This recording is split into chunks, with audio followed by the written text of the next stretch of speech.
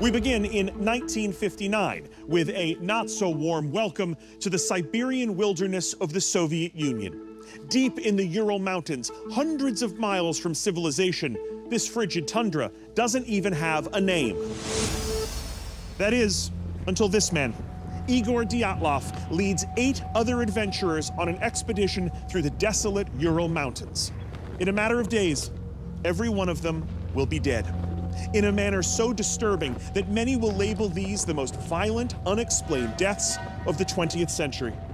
What happens next will be debated by investigators for more than 50 years. Theories include a secret weapon test, a murderous rampage, a Yeti attack, or even a UFO encounter. Tonight, we will share remarkable new discoveries that could unmask the culprit and reveal the truth of the infamous Dyatlov Pass incident for the very first time.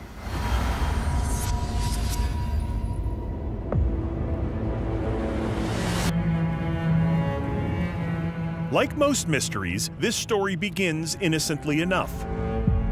January 23rd, 1959. Buoyed by youth, camaraderie, and adventure, 10 college students venture into the Siberian wilderness. Led by 23-year-old engineer Igor Dyatlov, they're on a 16-day journey deep into the Ortorten Mountains. And let's be clear, although they're college kids, they are also well-trained and well-experienced hikers.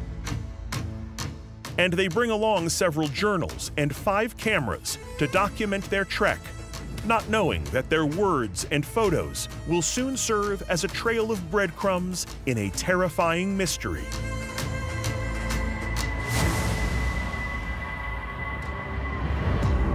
Their journey is immediately intense as they hike and ski through the punishingly cold Siberian wilderness.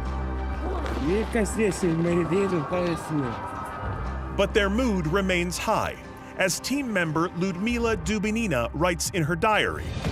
Сегодня мы проводим нашу первую ночь в палатке. После ужина мы сидим у костра и поем душевные песни.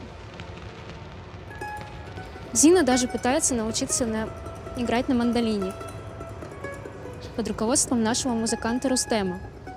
Затем мы возобновляем наши беседы, в основном о любви. But despite their high spirits, after 5 days, one member of the team is injured and can't continue. Yuri Yudin begins to experience extreme joint pain, and on January 28th, leaves the group to head back to civilization. Зина даже пытается научиться играть на мандолине под руководством нашего музыканта Рустема. Затем мы возобновляем наши беседы, в основном о любви. As Yuri parts ways with his comrades, they head deeper into the foreboding wilderness. This is the last time that he will ever see his friends alive. As the 9 hikers reach higher altitudes, they begin to experience the skin-shredding weather that only the infamous sub-zero Siberian climate can inflict. Showing remarkable fortitude, the team battles on. Dyatlov writes, Ходит сегодня особено тяжело. Май не видим тропи, и иногда нам приходится пробираться нашчупиванием. Больше 1,5–2 километров на дом не получится. On their 7th day, with temperatures plummeting to 25 degrees below zero, they pitch camp along the shoulder of a barren and exposed slope that the local Mansi tribesmen call Dead Mountain, a fateful name since it is here that our horrifying mystery is about to unfold. On the slope of the mountain, they cut into a thick slab of ice and set up camp for the night. No one knows exactly what transpired after they hunkered down. Only that night fell, bringing with it dizzying cold temperatures and powerful winds the group described as, quote, the draft of an airplane taking off. No more diary entries were recorded after that day. A tragedy beyond understanding was about to take place.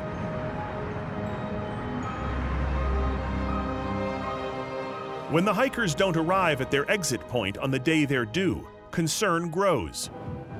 a search party is dispatched to check on them. Searching the Urals is no easy task, particularly when you're searching an area covering hundreds of square miles. After a multi-day hunt, the rescuers finally discover the missing hiker's tent. It's mostly intact, but there's no one inside. And shockingly, given the -35-degree conditions, the students have left behind their warm winter clothing, shoes, food, and an unused stove. Strangest of all, the tent has been cut open from the inside, as if to facilitate a quick escape. But what were the hikers running from? And where are they now? And then, the searchers find them. Almost a mile from the tent, the search party discovers the frozen bodies of 2 of the hikers, wearing only underwear, and near the remains of a campfire. Horribly, their bare feet are burned, suggesting they were so cold that they were willing to force their naked feet directly into the fire for warmth. 3 more of the victims are found frozen to death on a path leading back to the tent. Searchers continue to scour the area, but the other students are nowhere to be found.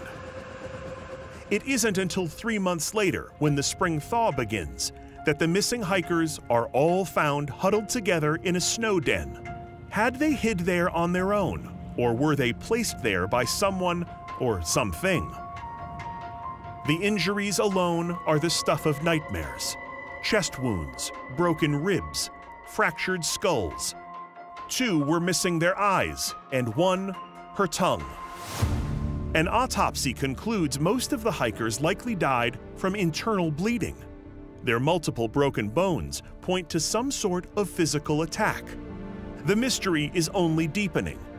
What caused their horrific deaths? One theory immediately presents itself. Perhaps a blizzard triggered an avalanche, causing these brutal injuries. But experts say that's unlikely. The slope of the hill next to the campsite is under 30 degrees. It's not steep enough to create the force required for a typical snow avalanche. Speculation quickly shifts elsewhere. Some theorize that the hikers stumbled upon a secret military operation and were perhaps killed by soldiers. 1959 was the height of the Cold War. On orders from the Kremlin, Russia had launched one of history's most drastic political, moral, and economic wars, a Cold War. The arms race in a full sprint, the Soviets were surely engaged in secret military testing. Could the hikers have stumbled across something they were never meant to see? Might the Soviet military have accidentally killed the hikers with some kind of weapons test? Surely, if they had, the Soviets would have been inclined to bury the entire scandal. Others suggest something stranger still. Local legend talks of a cryptid that lives in these parts, something the local tribe refers to as the Menk. But we would call it Bigfoot. Could the adventurers really have encountered the mythical Menk? Some of the last photos taken by the group seem to lend credibility to the theory, such as this image. Then, in another final photo, bright lights and massive lens flares imply lights in the sky. Did the hikers encounter something from out of this world? And in recent years, a new theory has gained traction: infrasound. Sound waves below the level of normal human hearing are known to cause sensations of confusion and fear. Could wind coursing over the Siberian mountains have created this infrasound phenomenon? And could it have sent the hikers running from their tent into the unforgiving elements? Decades passed with no answers as to the cause of this strange and disturbing tragedy. But shocking new evidence might show that one of these theories about how these young explorers died might actually be true. For 65 years, the world has wondered what caused the savage deaths of 9 young explorers deep in the Siberian wilderness. I became fascinated by this enduring mystery. Let's go! And traveled to the Dyatlov Pass in 2019.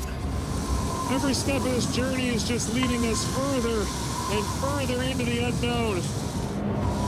This just feels like the end of the world. I investigated many theories on that trip, including one in which people believe the group ran into a cryptozoological monster. In some areas, it's known as the almas. Here, it's known as a menk. A hulking 6 to 8 foot tall bipedal primate covered in reddish-brown fur. As evidence, many people have pointed to one photo from the hikers' cameras, which shows the blurry image of someone or something. But by examining the pictures before and after it on the camera roll, we proved that the blurry photo is one of the other hikers emerging from the woods, and no mention of a Yeti ever appears in their diaries. At an abandoned gulag, we investigated the theory that an escaped prisoner killed the hikers. Look at this. That's a boot. Unbelievable. But no prisoners were reported missing, and it's unthinkable that a fleeing convict wouldn't have grabbed the hikers' money or warm clothes. I mean, I think we can discount that theory out of hand. Absolutely. Don't you? 100% mathematically, no way. But incredibly, before leaving Russia, I uncovered remarkable evidence of a possible government cover-up. This is a document that shouldn't exist. Do these documents prove that the accepted timeline of events here is wrong? Да, эти документы доказывают, что о гибели дятловцев было известно раньше. Is this a smoking gun? Это возможно. In the end, our investigation made an impact. The questions I raised alongside the impending 60th anniversary of the deaths prompted the Russian government to officially reinvestigate the Dyatlov mystery. The Russians asked a team of Swiss scientists to re-examine a previously ruled-out theory that the hikers fell victim to some kind of avalanche. Swiss investigator Alexander Puzrin may have proven that a smaller avalanche, known as a slab avalanche, may have been the cause after all. We started exploring the slab avalanche hypothesis. You have a snow slope. At a certain depth, there is a weak layer, and the hard snow above a weak layer behaves like a slab. And if the strength is not sufficient, then the slab detaches itself and slides down. And here the group cuts the slope, installs the tent. Over the night, more and more of the snow was deposited by the wind on the slope above the tent. And a 5-meter slab went down and destroyed the tent. So the original traditional avalanche theory was difficult to justify because these large avalanches normally leave large deposits, and they also leave traces in terms of a large source area. But the slab avalanche theory does not need such large volumes of snow to exist. The slab can be relatively small. And in our case, from our calculations, we have seen that because of the special type of the terrain, the slab would not be more than 5 meters long and also not very thick. So it would not leave a large trace, and also deposits were consistent with what we saw on the tent and around the tent. Also considering that after 2-3 weeks, the winds would take a lot of the loose snow away, and the tent was found 3.5 weeks after this event. But if this theory that a small avalanche fell on the tent is correct, how can we explain the massive injuries the campers sustained? The slab avalanche was not large, right? It's like 5 meters long, and it did not fall on the sleeping hikers from a very large height. It's like maximum 2 feet.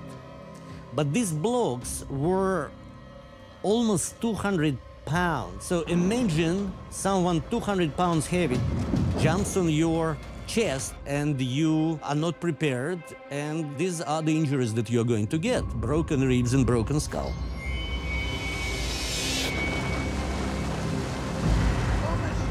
Imagine the horror of waking up and being partially buried in your tent. Your comrades all around you screaming in pain. Injured but running on adrenaline, you frantically cut your way out of the tent into the violent elements. You have only minutes to make life or death decisions. What do you do? These people were experienced enough to understand that every minute counts, that in 1 hour they're going to be dead.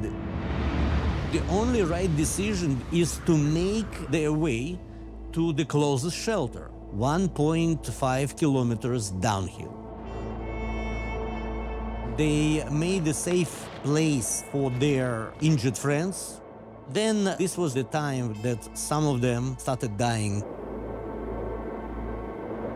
These first two who were found close to the fire. And then they put their injured friends in a small ravine where they thought they will be better protected. And then the three people who remained, they decided to go back to the tent and to try to bring their belongings. But unfortunately, they simply didn't make it. The Swiss team has seemingly brought fascinating new insight to a mystery that's haunted the world for half a century. It's a remarkable theory, but questions remain. Questions like, how can an avalanche explain the deeply disturbing fact that some of the bodies were missing their tongue, nose, and eyes? Well, that may be the easiest explanation of all: scavenging animals. Known to feed on carcasses. Grim, yes, but it's nature's way. So, is the slab avalanche theory enough to explain the mysterious deaths of Igor Dyatlov and his intrepid friends once and for all? Given the strange nature of this mystery, for some, perhaps no single theory will ever be enough. But if we take the time to look at the Dyatlov incident, it does seem that the murder weapon is right in front of us. An unforgiving mountain in a frigid wilderness, where it's always easier to die than it is to live. Still, for decades, the story of the hikers has been remembered for their demise. Yet these remarkable young adventurers deserve to be remembered for so much more than that.